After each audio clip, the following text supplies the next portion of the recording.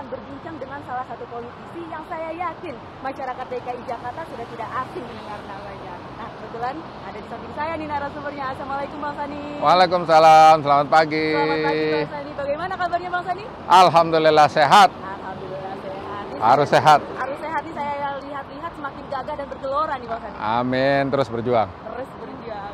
Nah, ini siapa tahu sahabat Gelora di rumah ingin mengenal Bang Sani lebih dalam. Mari sama-sama kita lihat tayangan profilnya. Ini dia. Bang Sani, begitulah orang-orang biasa memanggilnya. Ketua DPW Partai Gelora DKI Jakarta ini mempunyai nama lengkap Tri Wisaksana. Lahir di Jakarta 9 Juli 1971, ia sempat mengemban pendidikan di Universitas Trisakti Jakarta, kemudian menempuh program S2 di University of Birmingham, Inggris, dan memperoleh gelar MSc di bidang teknik telekomunikasi.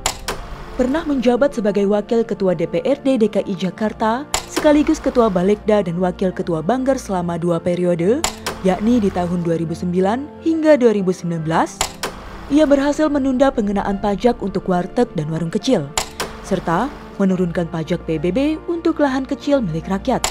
Selanjutnya, ia juga ikut mengalokasikan anggaran Jakarta International Stadium atau JIS dan Mass Rapid Transit atau MRT. Bang Sani juga banyak berkiprah di bidang pendidikan dan sosial. Di antaranya, beliau mengurus sekolah Islam, mengelola majelis taklim, serta membina komunitas yang kerap memberikan santunan dan beasiswa kepada anak yatim dan duafa di sekitar tempat tinggalnya.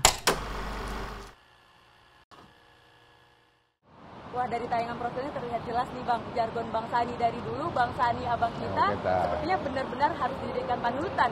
Karena dari riwayat pendidikan, juga pengaruh Bang Sani terhadap masyarakat berperan penting sepertinya. Tapi saya penasaran nih Bang, tadi kan kita sama-sama mendengar Bang Sani ini sarjana Teknik elektro dan teknik telekomunikasi. Itu awal terjun ke politiknya gimana Bang? Dan waktu itu bagaimana respon dari kerabat abang? Ya, ini bukan soal disiplin ilmunya sih sebenarnya, cuma aktivitas bersama teman-teman di kampus pada waktu itu. Waktu saya S1 kan di Universitas Trisakti dan juga melanjutkan ke Inggris untuk ambil S2. Kita kan bersinggungan dengan banyak-banyak teman-teman aktivis di sana. Nah, itulah salah satu di antara pintu saya ini tertarik dan kemudian masuk ke dalam dunia politik. Memang pada awalnya itu keluarga, kerabat, apa segala macam pada tanya, ini kok masuk ke politik, apa nanti kuliahnya bisa selesai, kemudian bisa bisa berkuliah itu melanjutkan kuliah itu dengan baik dan lain sebagainya. Saya bilang bahwa ya ini bisa sambil-sambil, insya Allah malah mendukung pertemanan, jaringan dan lain sebagainya untuk kepentingan masa depan baik pribadi, keluarga maupun juga ya yang kalangan yang lebih luas lagi lah. Kira-kira sih gitu ininya. Jadi dengan optimis Bang Sani menyatakan dan mengatakan saya bisa. Saya bisa, insya Allah. Kejadian waktu itu Bang Sani kejadian. Jadi kita kemudian masuk mendirikan partai politik juga. Dan ketika saya kuliah S2 di Inggris, saya sebagai penanggung jawab kampanye partai politik itu di Inggris sana. Alhamdulillah walaupun partai baru di negeri asing, kita bisa melakukan sosialisasi kampanye ke segenap warga di sana, warga Indonesia di sana. Dan kita mendapatkan urutan 3 besar di negeri tersebut. Langsung 3 besar ya? Iya, alhamdulillah. Dan ketika balik ke Indonesia, Bang Sani sempat menjadi wakil DPRD ya Bang ya? Ya, setelah itu kemudian kita ikut berjuang untuk menjadi anggota DPRD. Dan kemudian tahun 2009 itu menjadi wakil ketua DPRD selama 2 periode sampai tahun 2019. 2 periode langsung? 2 periode. Mantap betul. Bang Sani, abang kita.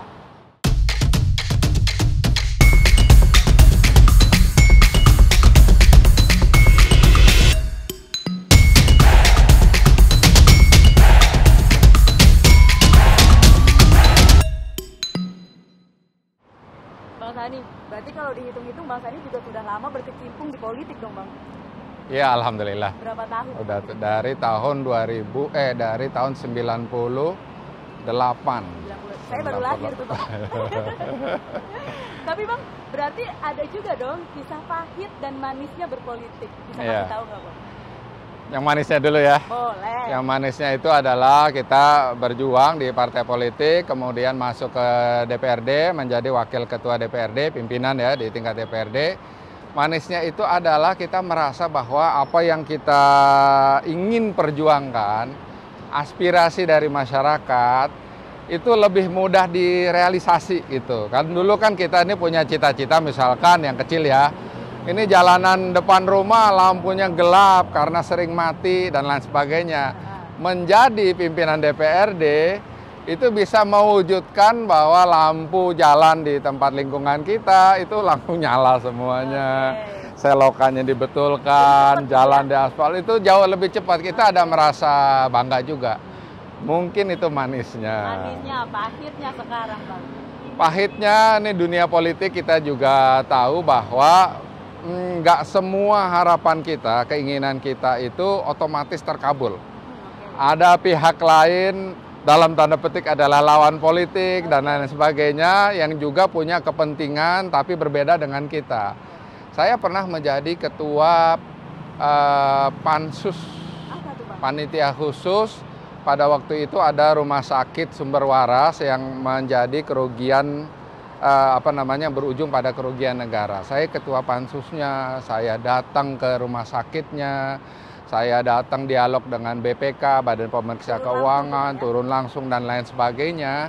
Tetapi ada pihak-pihak yang berseberangan kepentingannya, pandangan politiknya, itu terus melakukan adu argumentasi terkait dengan penyelidikan kemungkinan kerugian negara di rumah sakit tersebut. Oke, jadi seperti terhambat gitu ya? Iya, jadi itu keinginan kita atau harapan kita itu nggak langsung bisa diwujudkan. Tidak semudah yang tadi di RT atau RW? Iya, jadi ada manisnya, ada pahitnya. Namanya juga perjuangan ya. Lengkap deh di politik itu ya Bang. Terus bedanya politik dulu dan kini seperti apa menurut Bang Sani? Saya lihat memang politik itu kan sangat berkaitan dengan ini dunia demokrasi ya. Dulu kita pernah aktif dalam satu partai, kemudian masuk ke DPRD. Itu ada satu mekanisme yang menurut saya itu kurang demokratis. Makanya saya bersama dengan teman-teman kemudian pindah dan masuk ke dalam Partai Gelora ini. Saya merasa bahwa lingkungan yang dibentuk di dalam organisasi partai itu amat jauh lebih demokratis. Artinya pendapat kita ini itu boleh berseberangan bahkan dengan pimpinan, dengan DPN dan lain sebagainya, tanpa harus ada atribut-atribut negatif. Makanya saya sangat yakin bahwa Partai Gelora itu ibarat sebagai mikro organisasi yang nantinya insya Allah akan sukses dalam memimpin dan mengelola negara ini dalam berbagai organisasinya, karena memang sudah dibentuk menjadi organ yang lebih demokratis dibandingkan dengan yang dahulu gitu. Kira-kira begitu. Intinya sekarang lebih demokratis gitu ya? Ya, kita merasanya begitu. Oke, semoga semuanya kejadian dan lancar ya. Amin. Bang Sani, kita dari sini bisa melihat gedung-gedung yang tinggi, pencakar langit yang mengagumkan. Luar biasa memang. Kita bisa lihat aktivitas yang beraneka ragam ya Bang Sani. Tapi di Jakarta masih ada taman nggak sih Bang Sani?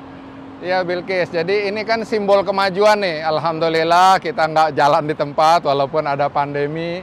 Ya gedung-gedung juga terbangun, jalan juga ramai, kemudian jembatan ini juga menjadi ajang untuk kita menyeberang dan juga beraktivitas.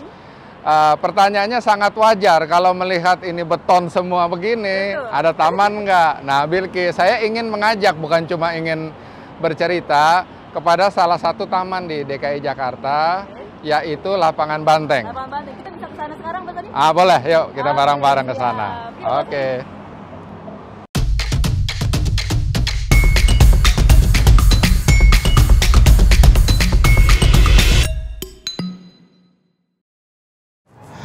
Jadi Bilkis, ini Lapangan Banteng ini yang penuh dengan pohon-pohon hijau ini adalah apa yang disebut sebagai ruang terbuka hijau. Nah, ruang terbuka hijau itu memang harus ada berdasarkan undang-undang seluas 20%.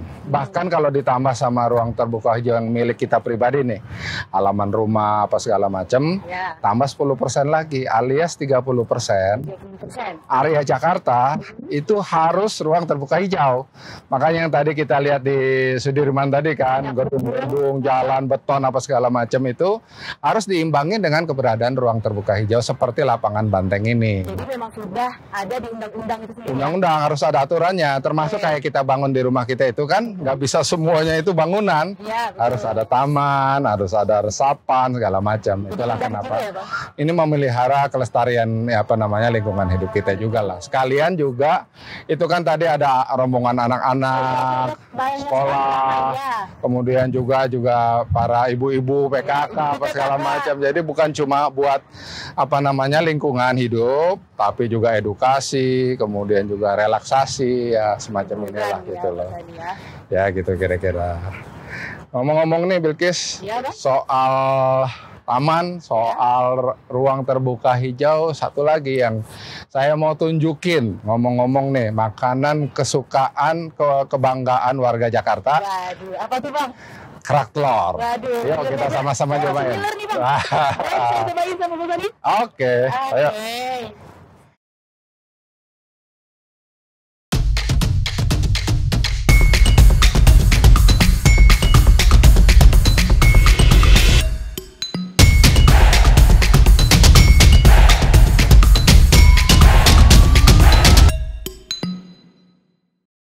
Wah, ini makanan mahal nih Bang, mahal nilainya, kerak telur.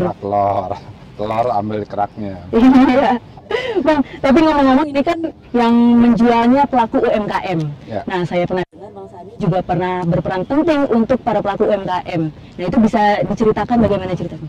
Ya, ini kan UMKM itu usaha ekonomi apa segala macam ya. Kalau menurut pandangan saya dan juga di Partai Gelora itu, ekonomi itu kan bukan soal ekonomi besar, ekonomi raksasa dan lain sebagainya saja, tetapi harus bisa dirasakan oleh rakyat kebanyakan, khususnya adalah mereka pelaku usaha kecil. Makanya kita cenderung membela pelaku usaha kecil, dalam hal ini adalah UMKM, termasuk juga pengalaman saya dulu waktu di DPRD gitu. Jadi begitu ada peraturan daerah, begitu ada turunan undang-undang, pergub dan lain sebagainya, biasanya yang kita cek dulu itu adalah apakah UMKM itu sudah mendapatkan tempat, diperjuangkan, dibela, didorong, diperkuat oleh peraturan perundang-undangan kita. Berarti itu menjadi salah satu concern utama ya? Salah satu concern utama gitu, dalam menumbuhkan ekonomi masyarakat banyak lah. Itu salah satunya adalah dulu lewat yang disebut sebagai perda pajak kan. Karena pemerintah DKI Jakarta itu menetapkan objek-objek pajaknya, termasuk pajak pajak restoran.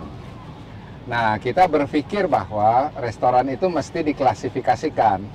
Memang ada restoran yang diperuntukkan buat masyarakat segmen tertentu. Iya, pasti. Tetapi seperti penjual kerak telur, ini salah satunya juga warteg, kemudian warung-warung kecil, gitu tuh harus dilindungi.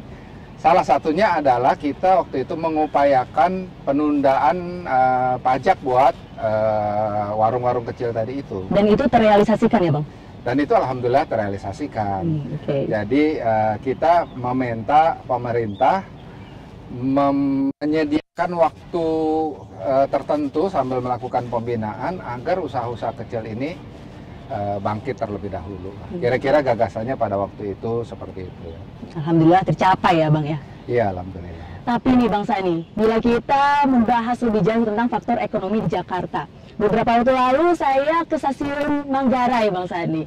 Nah, di waktu perjalanan ke sana saya melihat masih ada penduduk sekitar yang sepertinya pemukimannya itu masih jauh dari kata cukup gitu. Sementara yang saya tahu ya Bang Sani ya, mohon koreksi bila saya salah, stasiun Manggarai itu sudah berkali-kali direnovasi, bahkan sudah bisa ke bandara.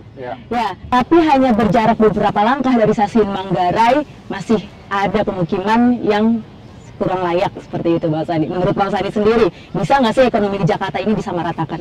Iya, ya.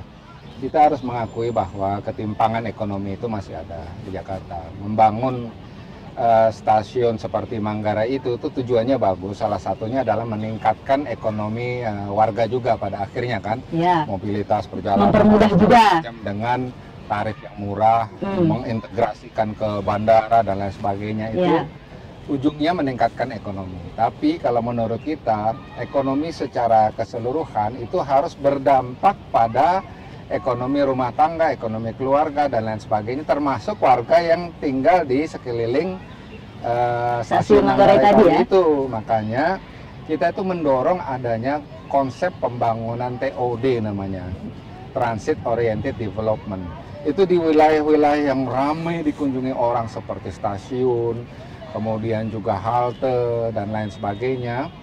Itu kawasan itu harus dibenahi atau ditata ulang. Termasuk pemukiman warga yang tadi kurang berkecukupan tadi itu, ditata ulang dalam bentuk misalkan kalau mereka memang warga tinggal di situ, dibangunlah rumah susun yang layak bagi mereka, punya akses jalan kaki ke stasiun, sehingga ekonomi bahkan kesejahteraan hidup mereka juga ikut terangkat juga. Bukan cuma stasiunnya yang megah, tapi tempat hidupnya juga layak. Kira-kira gitu seharusnya. Nah, ini bisa dijadikan bahan untuk Bang Sani nanti ketika jadi gubernur ya, Bang. Amin. Bang Sani, seperti yang digaungkan Partai Gelora tentang kolaborasi, runtuhkan tembok, bangun jembatan. Nah, menurut Bang Sani, kolaborasi ini seberapa pentingnya, Bang? Jadi kalau boleh dikatakan kolaborasi itu adalah kemestian. Dia bukan cuma pilihan, tapi memang mesti untuk besar. Kenapa kan Gelora partai baru, partai belum dikenal di tengah masyarakat. Kita harus berkolaborasi dengan semua elemen masyarakat, bahkan pemerintah, untuk kita menumbuhkan partai kita. Jadi kita perlu kerjasama dengan badan-badan pemerintah, kita kerjasama dengan badan penyelenggara pemilu, kita kerjasama dengan LSM, kita kerjasama dengan media, sedemikian rupa hingga ekosistem inilah yang membesarkan partai dengan cara kolaborasi. Oke, Bang Sani, kalau Bang Sani terpilih menjadi gubernur kelak, amin ya Bang, ini bendera sudah berkibar nih, ya seakan-akan menandakan pemimpin telah datang nih, insya Allah Bang Sani. Kira-kira apa yang akan Bang Sani laksanakan ketika menang di 2024 nanti? Ya, kita tidak muluk-muluk, tetapi saya ini punya semacam slogan gitu ya, apa untuk tuh, menjadi pemimpin atau juga membangun tim kepemimpinan di di DKI Jakarta berikutnya, yaitu turun, dengar, perjuangkan. Jadi semua insan atau figur pemimpin Gelora ini itu perlu rajin-rajin turun ke tengah masyarakat, dengarkan keluhan, komplain, aspirasi mereka, dan sedapat mungkin diperjuangkan. Baik nanti mungkin di balai kota atau mungkin nanti di DPRD dengan perda-perda, dengan anggaran dan lain sebagainya. Jadi kuncinya sering-sering turun ke tengah-tengah masyarakat. Oke, Mas Sani, terakhir untuk menutup percakapan asyik kita hari ini, 3 kata untuk Jakarta. 3 kata untuk Jakarta. Iya. Jakarta tumbuh gelorakan. Jakarta tumbuh gelorakan. Terima kasih Mas Sani. Sama-sama. Atas dialog Sukses yang selalu menarik juga, ini. Terima kasih Mas Sani, sukses juga.